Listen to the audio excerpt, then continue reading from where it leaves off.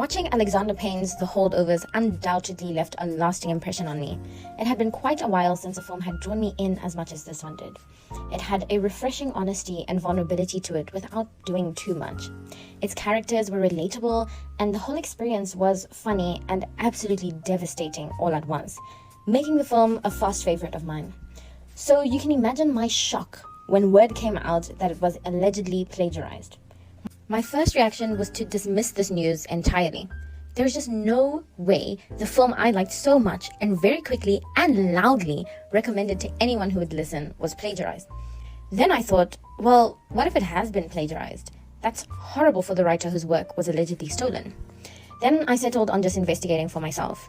Now, by no means do I have authority to decide whether or not something is plagiarized. However, I did read the Simon Stevenson script entitled Frisco, from which The Holdovers allegedly steals its plot, and made my own comparisons. This was not an in-depth investigation, but I think while there have been some similarities between the two that have been highlighted, I cannot ignore the vast differences either, which is what I would like to discuss a little bit here. Bear in mind that I did really love The Holdovers, so a little bit of bias might creep in every now and again, so you should take all of this with a grain of salt. So, a list of similarities between Stevenson's Frisco script and the Holdovers script were released, which on the surface seemed quite damning. However, having now read the script, the Frisco script that is, it does not still feel that way, at least not to me. In an article by Variety, an email sent by Stevenson to the Writers Guild of America board is quoted, with Stevenson asserting, "I can demonstrate beyond any possible doubt that the meaningful entirety of the Holdover screenplay has been plagiarized line by line from a popular unproduced screenplay of mine. By meaningful entirety, I do mean literally everything. Story, characters, structure, scenes, dialogue, the whole thing." He also shares that the Holdovers director had seen the Frisco script twice himself before getting the ball rolling on the Holdovers. So in light of this, let's begin with both script stories.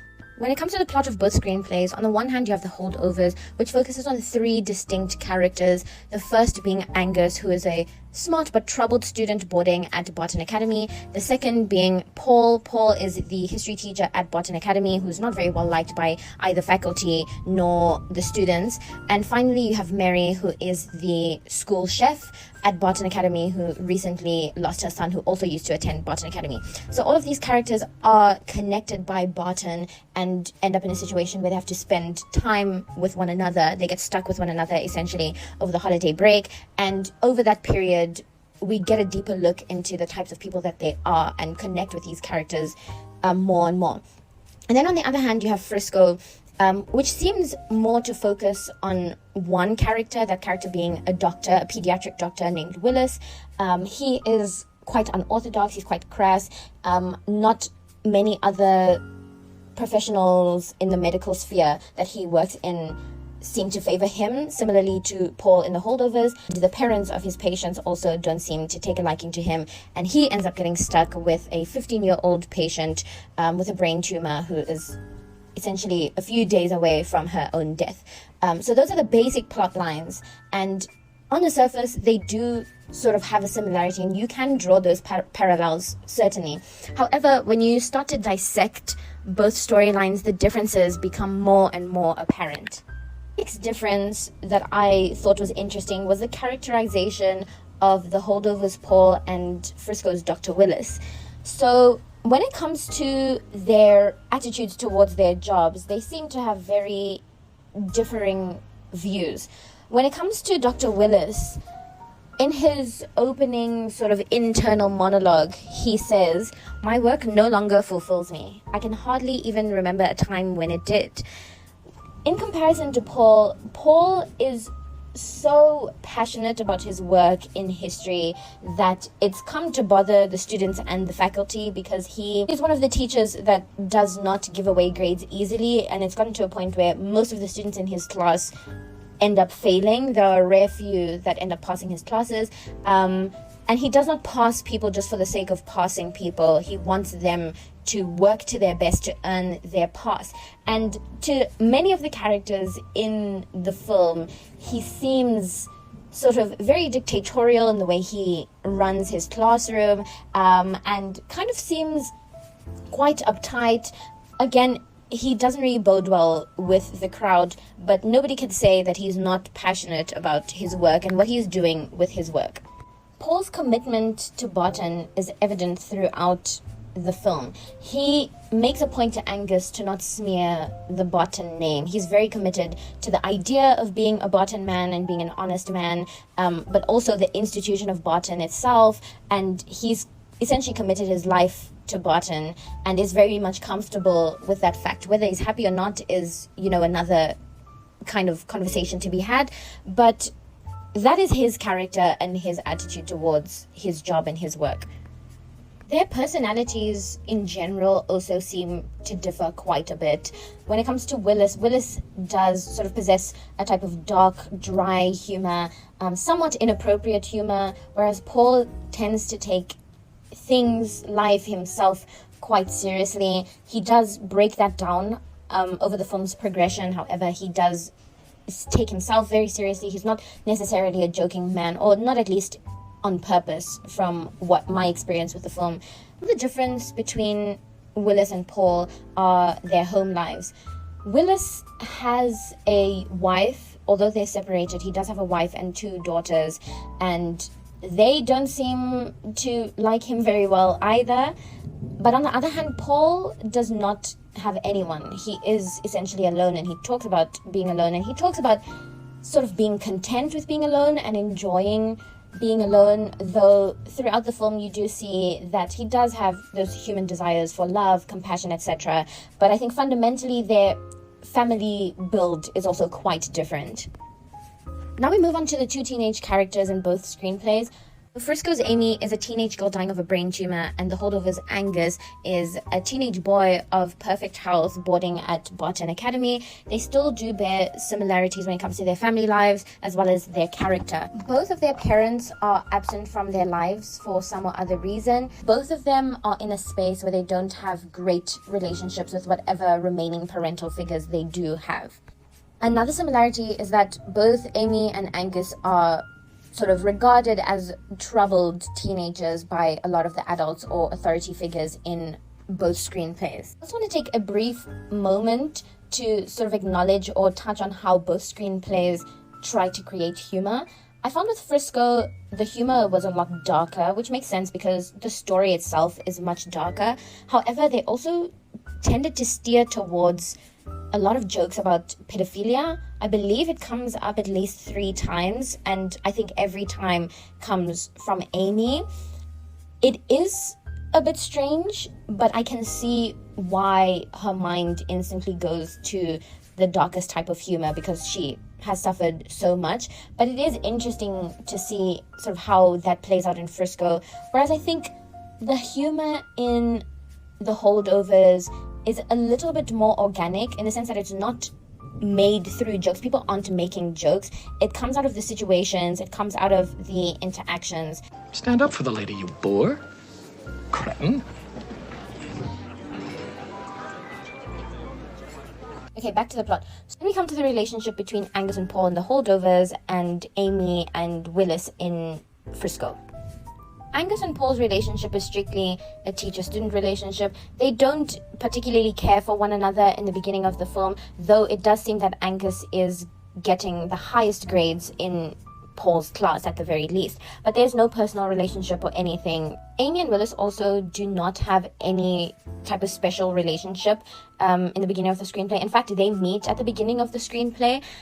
But Amy is quickly drawn to Dr. Willis. She enjoys the fact that he is not afraid to say whatever comes to his mind without thinking of the consequences, and it seems that they have a similarity in that sense. They're both troubled in their own ways, and she ends up being the one to pursue him to become her doctor. So she's the one who pursues a sort of relationship with him. How do these characters end up quote-unquote stuck with one another? The Holdovers, Angus ends up being one of the few boys who aren't able to go home or go with their family over the holidays, over the Christmas holidays, and supervising these children is none other than Paul, much to everyone's chagrin. Mary ends up being there because she decides to stay at the academy over the Christmas break because she's still reeling from her son's death, and she's also not necessarily in the mood to visit her sister during that time. At the beginning of the holiday, Paul is tasked with supervising a handful of boys at the boarding school. However, that number eventually dwindles to one student, that student being Angus. So he is forced to spend time with Paul and Mary, and this is very much not his choice. And neither is it Paul's nor Mary's. They're all sort of dealt a hand and they're made to deal with it.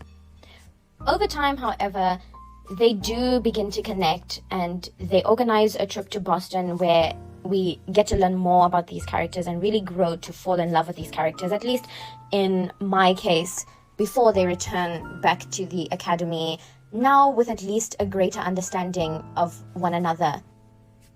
In Frisco, because Amy gravitates so much towards Dr. Willis's personality, she is the one to initiate interactions with him.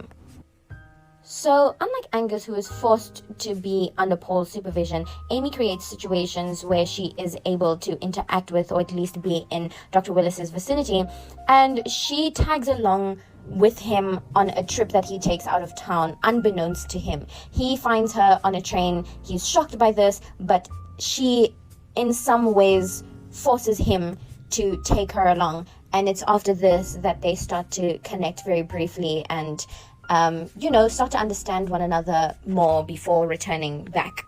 When it comes to the three characters in the Holdovers, they connect over some intense moments and points from their past, and I think that's what intensifies their bond throughout their time away.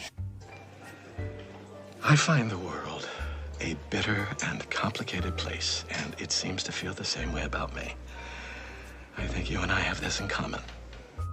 Though Amy and Willis also definitely connect more with one another during their time away, you don't really get to see the strength of their bond form. But again, The Holdovers benefits from being a film that actually went into production, whereas Frisco is just a screenplay, so I have to give it the benefit of the doubt in that regard. There is, at least to me, an evident difference in the way the characters connect with one another in Frisco versus in The Holdovers. In Frisco, they connect over they're both being sort of troubled and maybe difficult to deal with, but also hurting in their own ways. Whereas in The Holdovers, there's more sort of subtle connections, connections that are based on their past and their own traumas and things like that. There may be some overlap among those things, but I think those are some of the distinct differences between the connections that I noticed in Frisco versus in The Holdovers. Then finally we come to how both screenplays end. At the end of The Holdovers, Paul makes the ultimate sacrifice for the job that he absolutely adores and essentially gets fired protecting Angus so that Angus is not kicked out of school and sent essentially to a military school by his mother and stepfather. At the end of Frisco, Dr. Willis is also fired because of the unorthodox manner in which he deals with things, but we also get to understand a greater appreciation from him of the work that he does and the way that he is able to help young children survive. We also very obviously have Amy's death, which is what the whole script was leading up to, whereas in The Holdovers, Angus is very much alive and able to continue his schooling. Finally, we also see a bit of a change in Willis in Frisco. The Holdovers ending, though, is not as hopeful as Frisco's ending. In Frisco, it feels like Willis might be turning over a new leaf, though in The Holdovers, Paul has just lost the job that was basically the only thing that he had in his life, and we kind of don't know where things are going to go from there for him because he does not have much else. And there's a bit of a somberness to the ending of the film that kind of makes you think and contemplate what lies in store for him and for his future, if there is much of a future left for him. So for some final thoughts, there are absolutely similarities between the Frisco script and The Holdovers, and it is definitely fair to say that Alexander Payne, having read Frisco, did draw some inspiration from the script. I do think there are very important differences that make both screenplays different stories. However, I do understand where Stevenson makes his claim from.